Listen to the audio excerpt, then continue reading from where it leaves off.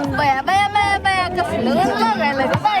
नुसतं उन्हाचा तडाखा आणि इथं मॅच चालू आहे. काय करावं ग बाई. हाय गाईज, युनिव्हर्सिटीचे स्पोर्ट्स चाललेत. मॅच बघता बघता जर माझ्या पण डोक्यात काय तर पडलं तर ग्रॅव्हिटी सारख्या गोष्टीचा परत एकदा शोध लागेल. पण कशाला लहान मुलांच्या पुस्तकातले धडे वाढवायचे म्हणून मी का बसले. कोल्हापुरात एवढं ऊन वाढले की जरा घराबाहेर पडलं की चक्कर मारेल. मग माझ्या इतुशा जीवासाठी मी थोडीशी लस्सी घेतली.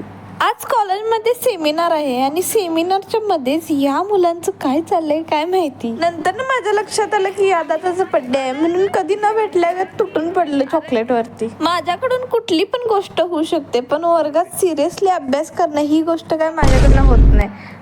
चिमणी उडाली, कोंबडी उडाली, कोंबडा उडाला, घोडा उडाला.